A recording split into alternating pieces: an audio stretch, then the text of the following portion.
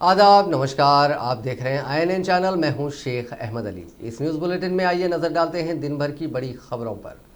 रियासती हुकूमत आइंदा पीर और मंगल को रियासती असम्बली का इजलास मुनक़्क़िद करने से मुतालिक गौर कर रही है। अजीम तर बल्दिया हैदराबाद यानी GHMC एक्ट में चंद एक तरमीम के बशमुल अदालत आलिया की जानिब से दी गई चंद एक तजावीज़ से मुतालिक कानून साजी की ज़रूरत के पेश नज़र असम्बली इजलास के इनेकाद पर हुकूमत गौर कर रही है। ताहम इस ज़िम्मन में जुमे को ख़तई फ़ैसला मुतवक्को है। कांग्रेस के कायदीन और कारकुनों ने आज दोपहर मिनिस्टर क्वार्टर्स में हल्ला बोल तरीके से अचानक दाखिल हो गए और हुकूमत के खिलाफ नारेबाजी करने लगे। रियासत में बढ़ते हुए असमत रेजी के वाक़यात के खिलाफ कांग्रेस ने यह एहतजाज किया था, जिसमें वजीर दाखिला मोहम्मद महमूद अली के क्वार्टर्स के पास धरना देने की कोशिश की। इस दौरान पुलिस ने एहतजाजियों को गिरफ्तार कर लिया और उन्हें गोशा महल स्टेडियम में कोरोना वायरस का टेस्ट करवाने के बाद मजिस्ट्रेट के सामने ऑनलाइन तरीके से पेश किया। पुलिस ने 68 कांग्रेस कायदीन के खिलाफ 8 दफात के तहत मुकदमा दर्ज किया है। गिरफ्तार होने वालों में साबिक MLA Sampath Kumar, Telangana minorities department के चेयरमैन शेख अब्दुल्ला सोहेल, यूथ कांग्रेस के सदर अनिल कुमार यादव, NSUI के सदर वेंकट और दूसरे कायदीन शामिल हैं। होम मिनिस्टर महमूद अली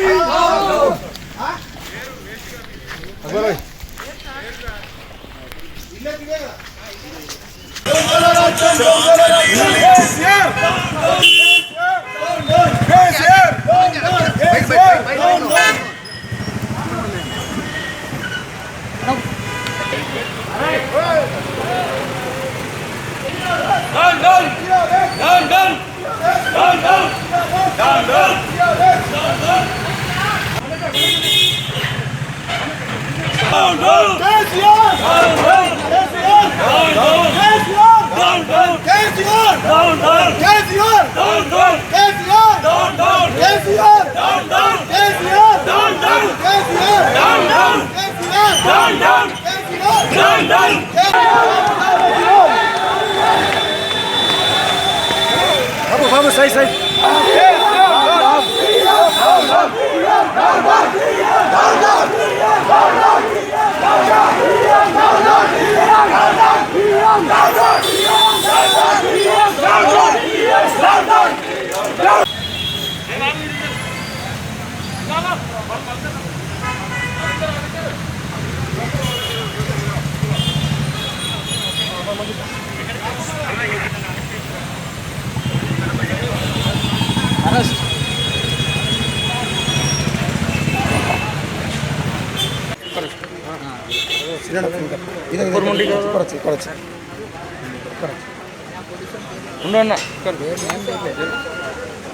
अरे सर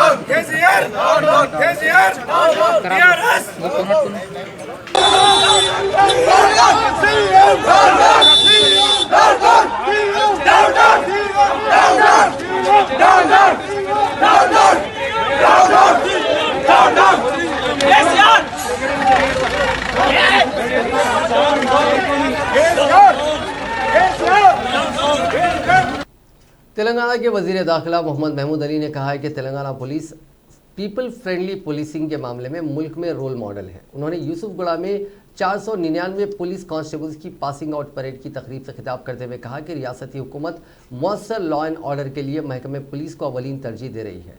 हुकूमत ने पुलिस को असरी बनाने के लिए 700 करोड़ रुपए सर्व किए हैं और नई पेट्रोलिंग करने वाली गाड़ियों की खरीदारी का काम किया गया।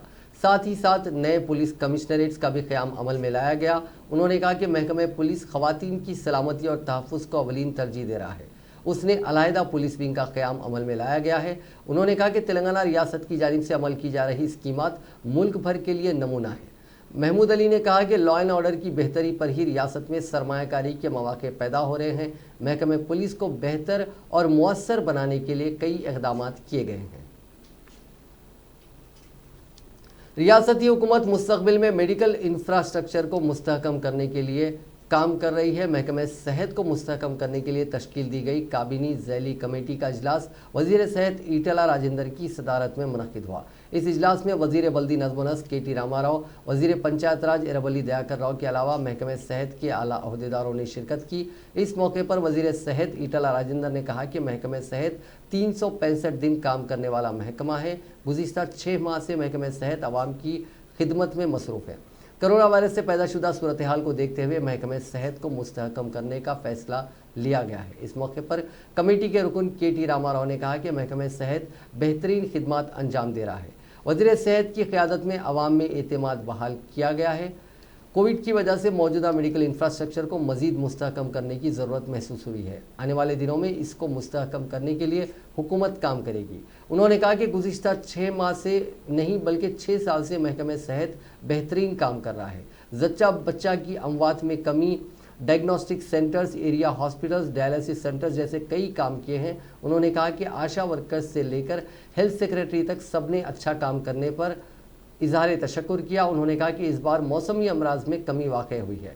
उन्होंने कहा कि बल्दिया और पंचायत राज और महकमे सेहत के तालमेल के साथ मिलकर काम करने से ये मुमकिन हुआ। अमराज से मुतालिक अवाम में शऊर बेदारी में इजाफा हुआ है। रियासत में कोविड-19 के केसेस काबू में हैं। తల్లడిల్లిపోతూ ఉన్నారు। ఈ కిడ్నీ, లివర్, హార్ట్ ఇలాంటివన్నీ కూడా నిమ్స్ కానీ, గాంధీ కానీ, ఉస్మానియాలో దాన్ని చేస్తూ ఉన్నారు। ఇప్పటికీ దీన్ని మరింత మెడికల్ కాలేజ్ హాస్పిటల్లో విస్తరించుకొని పూర్తి స్థాయిలో ఆరోగ్యశ్రీలోనే ఒక రూపాయి కూడా ప్రజల మీద భారం పడకుండా వీటిని చేయాలని, దీనికి సంబంధించి సూపర్ స్పెషాలిటీ డాక్టర్లను కానీ, దీనికి సంబంధించి కొంత మోడర్న్ ఎక్విప్మెంట్ కూడా ప్రొక్యూర్ చేసుకొని దీన్ని స్ట్రెంథన్ చేయాలని చెప్పి కూడా ఈరోజు నిర్ణయం తీసుకోవడం జరిగింది। అంటే ఇప్పటి వరకు 10ల సంఖ్యలో మాత్రమే ఈ ట్రాన్స్ప్లాంట్ జరుగుతూ ఉండే, దీని విషయంలో పూర్తి స్థాయిలో ప్రభుత్వంలో జరిగేటట్టుగా దానికి కొన్ని మార్పులు చేర్పులు, అవసరమైతే చట్టంలో కూడా కొన్ని మార్పులు చేర్పులు చేసుకొని కొంత అది ప్లాన్ చేసుకోబోతున్నాం। అదేవిధంగా క్యాన్సర్ పేషెంట్ల విషయంలో కూడా ఈ మధ్య కాలంలో బ్రెస్ట్ క్యాన్సర్ కానీ, सर्विकल कैंसर गानी। तेलंगाना PCC के सदर उत्तम कुमार रेड्डी ने कहा है कि दुब्बाक असेंबली हलके में कांग्रेस उम्मीदवार C श्रीनिवास रेड्डी की भारी अक्सरियत से कामयाबी यकीनी है।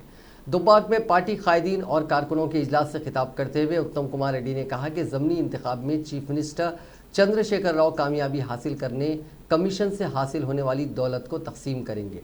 उन्होंने राय दहिंदों को मशवरा दिया कि वो TRS पार्टी की जानिब से तकसीम की जाने वाली शराब और रकम ले लें, लेकिन वोट कांग्रेस पार्टी को दें।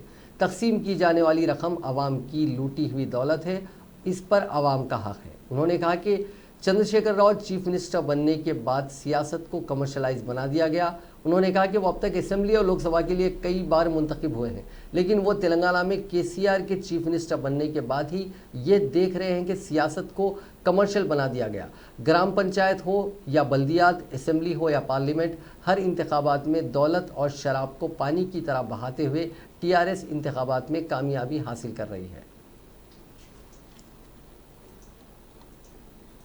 ब्रीफ గా ఇవ్వవలసిందిగా నేను సవినీయంగా విజ్ఞప్తి చేస్తూ ACC సెక్రటరీ వంశీచంద్ర రెడ్డి గారు కూడా మనతో సహా ఈ ప్రెస్ మీట్ లో పాల్గొంటున్నారు।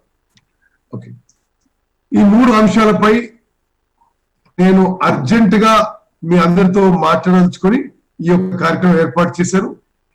ఇప్పుడు జూమ్ యాప్ లో కెపాసిటీ 100 మందికి ఉంది కాబట్టి 100 మంది ఆల్రెడీ చేరిపోయారు। తతిమ వాళ్ళు ఫేస్బుక్ లైవ్ లో చూడవలసిందిగా కోరుతున్నాను। సిద్దిపేట జిల్లా, అదేవిధంగా నేను మర్చిపోయిన నా ప్రియ మిత్రుడు జిల్లా కాంగ్రెస్ పార్టీ అధ్యక్షుడు నర్సారెడ్డి గారు కూడా నాతో సహా కూర్చొని ఈ ప్రెస్ మీట్ లో పాల్గొంటున్నారు। మిత్రులారా, Dubbak by election Nizamabad council के इंतखाब की जुमा यानी 9 अक्टूबर को पोलिंग है। पोलिंग के लिए इंतखाबी अमले को मटेरियल तकसीम करते हुए पोलिंग स्टेशन रवाना किया गया है। निज़ामाबाद डिस्ट्रिक्ट पॉलिटेक्निक कॉलेज में कायम डिस्ट्रीब्यूशन सेंटर से पोलिंग स्टेशनों पर जाने वाले अमले को बैलेट पेपर्स, बैलेट बॉक्सेस, कलम और दीगर सामान फराहम किया गया। कोरोना वायरस की वबा की वजह से एहतियाती तदाबीर इख्तियार की जा रही हैं। अमले को मास्क, दस्ताने और पीपी किट्स भी फराहम किए जा रहे हैं। जुमे को होने वाली पोलिंग के साथ ही ज़िले इंतखाबी मशीनरी इसके मुताबिक इंतजाम कर रही है। इब्तदाई तौर पर सिर्फ 6 पोलिंग स्टेशनों के क़याम का फैसला किया गया था, लेकिन कोरोना वायरस की वबा की वजह से उसे बढ़ाकर 50 कर दिया गया। उनमें से 28 निज़ामाबाद ज़िले में और 22 कामारेड्डी ज़िले में कायम किए गए हैं। मुत्तहदा ज़िले में 824 वोटर्स हैं, जिनमें से 24 वोटर्स कोरोना वायरस से मुतासिर हैं। उनमें से सिर्फ एक ने पोस्टल बैलेट के लिए दरखास्त दी। कोरोना वायरस से मुतासिर वोटर्स अगर पोलिंग स्टेशन में आकर वोट डालना चाहते हैं तो ऐसे वोटर्स को पीपीई किट पहनना होगा। ओहदेदारों ने राय दहिंदगान को घर से एम्बुलेंस के जरिए या अपने ही गाड़ी में पोलिंग के दिन शाम 4 से 5 बजे के दरमियान पोलिंग स्टेशन आने का मशवरा दिया। इस इंतखाब में साबिक रुकन पार्लियामेंट कविता टीआरएस के टिकट पर मुकाबला कर रही हैं, जबकि कांग्रेस से वी सुभाष रेड्डी और बीजेपी से पी लक्ष्मी नारायण मुकाबले में हैं।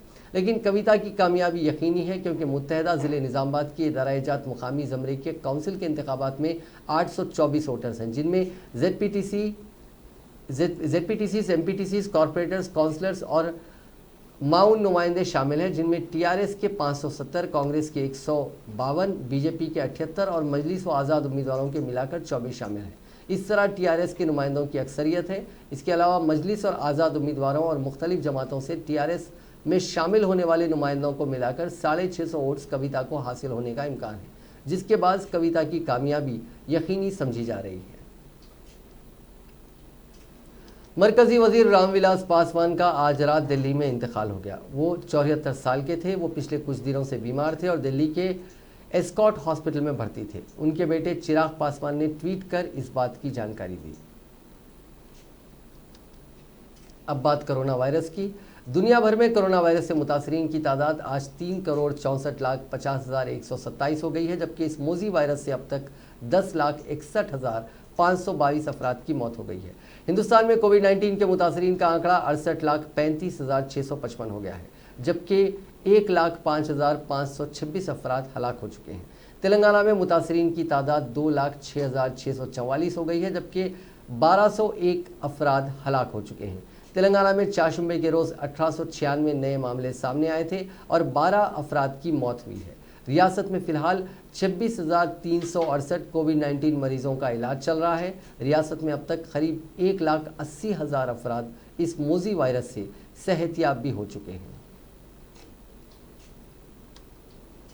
हैदराबाद में 100 साल की खातून ने कोरोना वायरस को शिकस्त देकर सेहतियाबी हासिल कर ली। इस खातून को शुगर और बीपी भी है और उन्हें सांस लेने में दुश्वारी हो रही थी। इस दौरान वो और उनके 65 साल के बेटे कोरोना से मुतासिर हो गए। इन दोनों को इलाज के लिए हैदराबाद के कॉर्पोरेट हॉस्पिटल में शरीक कराया गया, जहां उनका इलाज किया गया। बाद अज़ां सेहतियाब होने के बाद उनको डिस्चार्ज कर दिया गया। इलाज के दौरान खातून की सालगिरह थी। हॉस्पिटल के डॉक्टर्स की जानिब से इस ज़ईफ़ खातून की सालगिरह भी मनाई गई और केक काटा गया। कमिश्नर पुलिस हैदराबाद अंजनी कुमार ने कहा है कि ट्रैफिक को बाकायदा बनाने और चालान करने का काम शहरियों की सलामती के लिए किया जाता है। ट्रैफिक कवानीन की खिलाफ वर्जी से संगीन हादसात पेश आ सकते हैं, जिसमें शहरी अपनी जान से भी महरूम हो सकते हैं। हमें ट्रैफिक को बाकायदा बनाने के लिए बैनुल-अक़वामी मियारात का मवाजना करना चाहिए। कमिश्नर पुलिस ने ट्वीट में जोर देते हुए कहा कि शहर हैदराबाद को सड़क इस्तेमाल करने वालों के लिए हम मिलकर महफूज बनाएं। उन्होंने ट्रैफिक कवानीन पर अमल करने की भी ख्वाहिश की। साथ ही अंजनी कुमार ने एक मुख्तसर वीडियो भी पोस्ट की।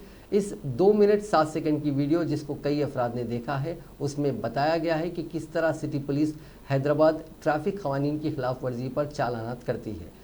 ITMS कमांड कंट्रोल सेंटर में तैनात inspector traffic cell M Narasimha Rao ने कहा कि 2019 में हिंदुस्तान के सबसे बड़े ITMS प्रोजेक्ट का आगाज़ हैदराबाद में अमल में लाया गया था। इस सेंटर के ज़रिए रोज़ाना 2000 से ज़ायद चालानात किए जाते हैं। इस सेंटर पर काम करने वाले दीगर मुलाजिमीन ने कहा कि ये काम शवाहिद की बुनियाद पर किया जाता है।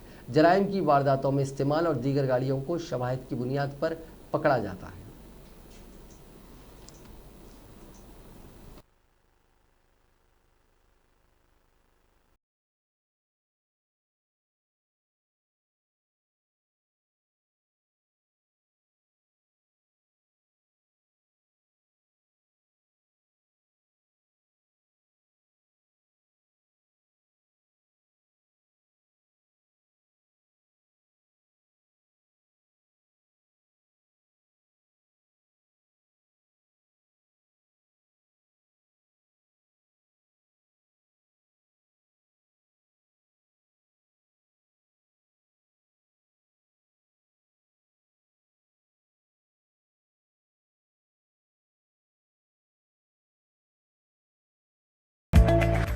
We are at ITMS Command Control Center.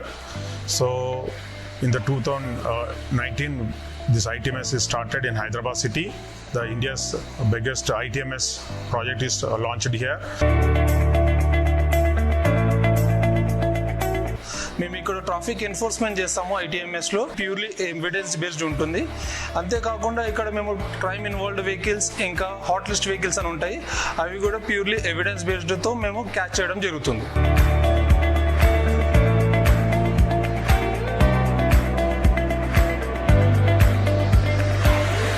ANPR system is installed everywhere in the Hyderabad city. You can see how the signal jump is happened. Even though red light is there or the violation is happened, all the violations are captured and the number plate is recorded, and you can see how the person is driving on the wrong side. Video is recorded and the vehicle number is captured, and through this number the e-challan will be issued to the concerned owner of the vehicle.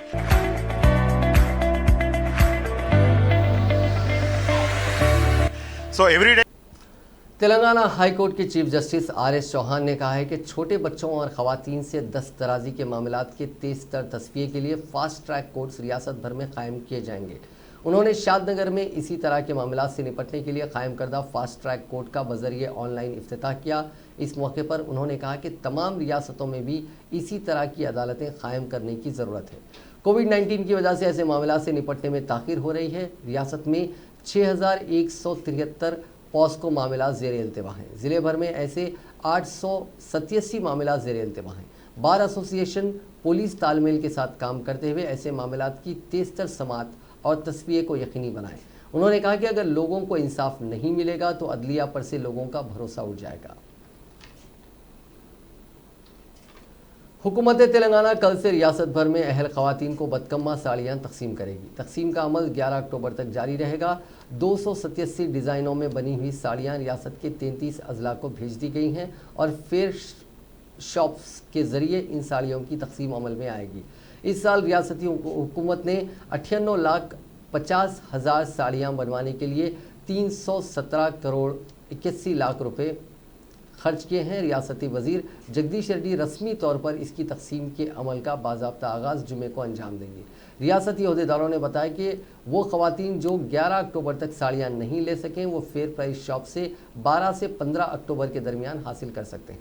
अहदेदार ने घर घर जाकर साड़ियाँ तकसीम करने के इंतजाम किए हैं। ज़िले हुक्काम को 2,59,804 साड़ियाँ मिल चुकी हैं। साड़ियों की तैयारी सिलसिला ग्रीशा कुर्ती और वरंगल के बुनकरों को सौंपा गया था।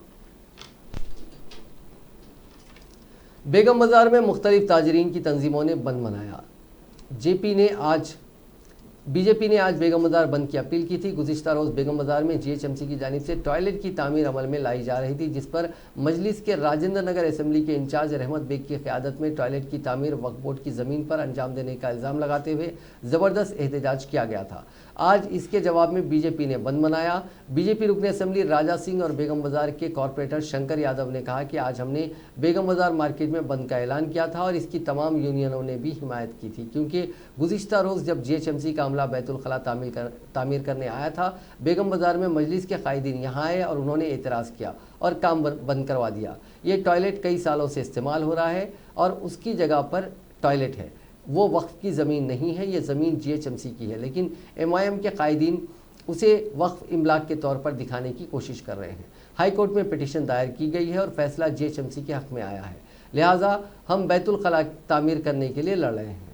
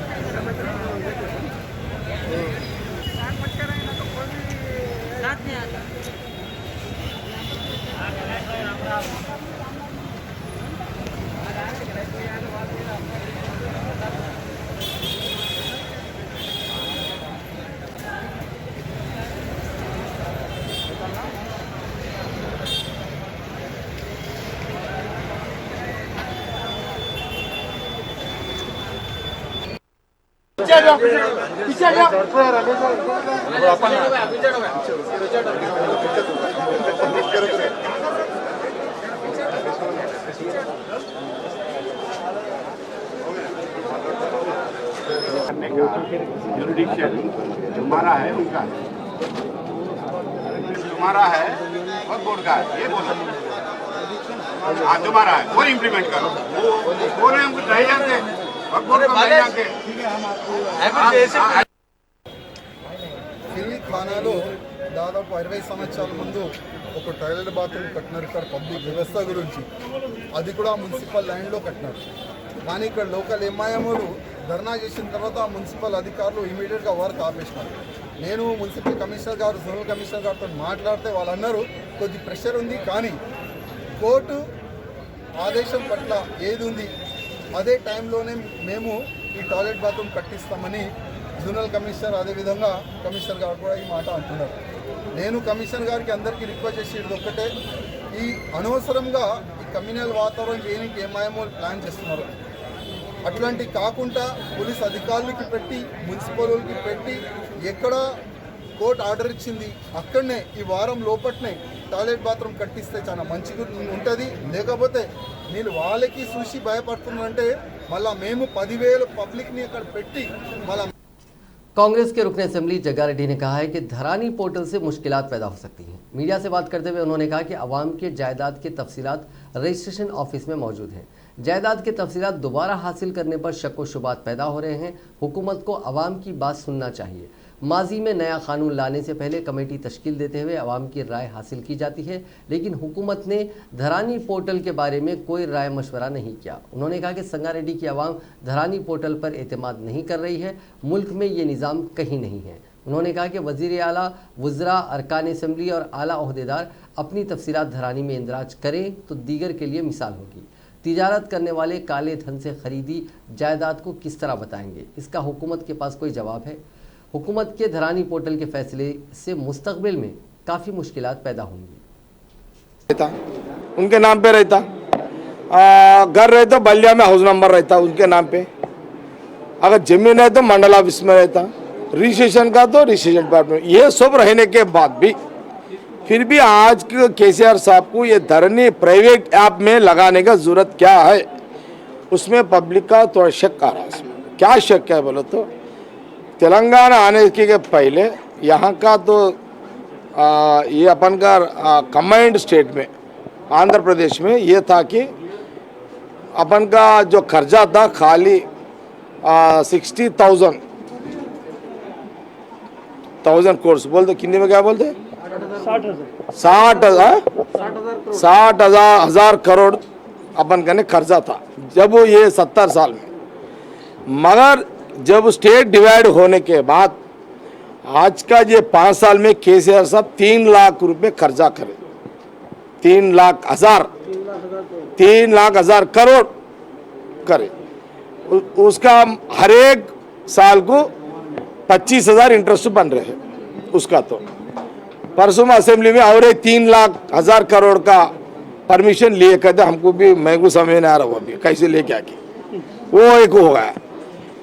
मैं ये पब्लिक का ये डाउट है कि भाई आप जो हमारा जायदाद आप ये धरनी है क्या, ये धरनी प्राइवेट इंस्टीट्यूशन है। ये धरनी आप में हमारा जो उसमें रखने का वजह क्या है, हमको प्रॉब्लम नहीं है।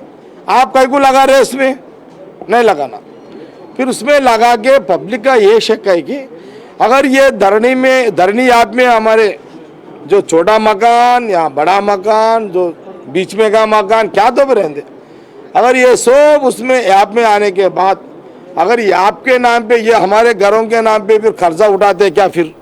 ये बीजेपी ओबीसी मोर्चा के कौमी सदर डॉक्टर लक्ष्मण ने बीसी तबके की सताइश करते हुए कहा कि मुल्क की कई रियासतों में बीजेपी को इख्तियार में लाने की वजह बीसी तबका है। जुमेरात के रोज़ उन्होंने मीडिया से बात करते हुए बताया कि जुनूबी रियासतों में भी बीसी तबके की फलाह बहबूद के लिए इक़दाम किए जा रहे हैं। उन्होंने कहा कि मरकज़ी स्कीमों को बीसी तबके तक पहुँचाने के इक़दाम को यकीनी बनाया जा रहा है और मरकज़ी हुकूमत सियासी और माशी तौर पर बीसी तबके को मजबूत बनाने के लिए काम कर रहा है। लक्ष्मण ने कहा कि बीजेपी बिहार और बंगाल इंतखाबात पर खुसूसी तवज्जो दे रही है। लक्ष्मण ने जीएचएमसी, दुब्बाक और एमएलसी इंतखाबात में अच्छे नतायज हासिल होने की उम्मीद का इजहार किया। రాష్ట్రాల్లో దేశవ్యాప్తంగా 2600 పై కులాలు ఉంటే కొన్ని కులాలకే ఈ యొక్క ఫలాలు అందుతున్నాయి, రిజర్వేషన్ ఫలాలు. మిగతా కులాలు చిన్న చిన్న సామాజిక వర్గాలు నోచుకోకుండా పోతున్నారు. వాళ్ళకు కూడా న్యాయం జరగాలి, అప్పుడే సామాజిక న్యాయం అని చెప్పి భావించి పండిత్ దీన్ దయాళ్ ఉపాధ్యాయ యొక్క అంత్యోదయ సిద్ధాంతానికి అనుగుణంగా poorest among the poor, the least man in the society should be honoured first. అందుకనే జస్టిస్ రోహిణి కమిషన్ ఏర్పాటు చేసి బీసీలో కూడా వర్గీకరణ చేసి లీస్ట్ అమంగ్ ద లాస్ట్ వారికి అందించడానికి వారు జస్టిస్ రోహిణి కమిషన్ ఏర్పాటు చేశారు. एयरफोर्स का एक जदीद हेलीकॉप्टर ध्रुव को तकनीकी खराबी के सबब आज एहतियातन सहारनपुर के करीब खेतों में उतारना पड़ा। पायलट ने खराबी का पता चलते ही एहतियात के तौर पर हेलीकॉप्टर को खेतों में बहिफाजत उतार दिया। इस दौरान कोई जानो माल का नुकसान नहीं हुआ। फिजाइया ने ट्वीट किया कि एयरफोर्स के ALH हेलीकॉप्टर को तकनीकी खराबी की वजह से एहतियातन खेत में उतारना पड़ा। हेलीकॉप्टर के अमले ने फौरी कार्रवाई करते हुए हेलीकॉप्टर को बहिफाजत उतार लिया। ज़मीन पर किसी तरह के जानो माल के नुकसान की कोई खबर नहीं है। एयरफोर्स स्टेशन सरसवा से रिकवरी टीम को मौके पर रवाना कर दिया गया था। फिजाइया के मुताबिक हेलीकॉप्टर बाकायदा तरबियती प्रवास पर था कि अचानक उसमें कोई तकनीकी खराबी आ गई।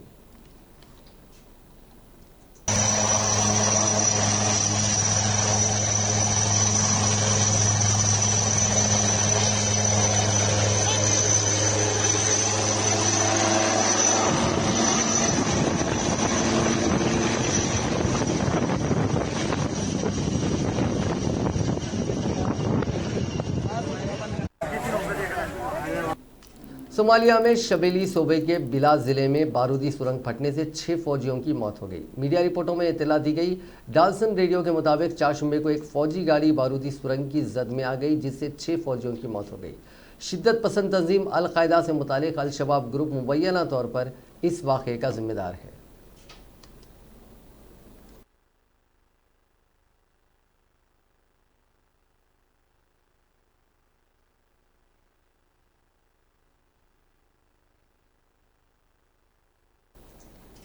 तुर्की के सदर रजब तैयब अर्दगान के एक बयान पर सऊदी अरब भड़क गया और तुर्की के मुकम्मिल बाइकआउट का ऐलान कर दिया। हाल ही में तुर्की की जनरल असेंबली में सदर अर्दगान ने कहा था कि खलीज के कुछ ममालिक तुर्की को निशाना बना रहे हैं और उन पॉलिसियों पर अमल कर रहे हैं जिससे अदम इस्तेहकाम आ सकता है। इसके बाद उन्होंने ताना मारने के अंदाज में कहा कि ये नहीं भूलना चाहिए कि जो मुल्क आज सवालों की जद में है उनका कल तक वजूद ही नहीं था और शायद वो कल मौजूद ना हो।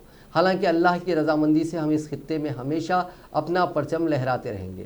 अर्दोगान के इस बयान को बराह रास्त तौर पर सऊदी अरब से जोड़कर देखा गया, जो साल 1932 में वजूद में आया था। अब दोनों मुल्कों की तरफ से आ रहे बयान उनके सिफारती रिश्तों को नई सिमत में ले जा सकते हैं। तुर्की के सदर के इस बयान के बाद सऊदी अरब के चेंबर्स ऑफ कॉमर्स के सरबराह ने तुर्की का हर तरह से बाइकआउट करने की अपील की है। अर्दोगान के बयान से बढ़ के सऊदी अरब ने अपने शहरियों से तुर्की की हर एक चीज़ का बाइकआउट करने की अपील की है। सदर तुर्की ने इल्ज़ाम लगाया था कि खलीज के कुछ ममालिक तुर्की को गैर मुस्तहकम करने की साजिश रच रहे हैं। उन्होंने हाल ही में अक़वाम मुत्तहिदा के प्लेटफॉर्म से भी सऊदी और उसके पड़ोसी मुल्कों पर निशाना साधा था।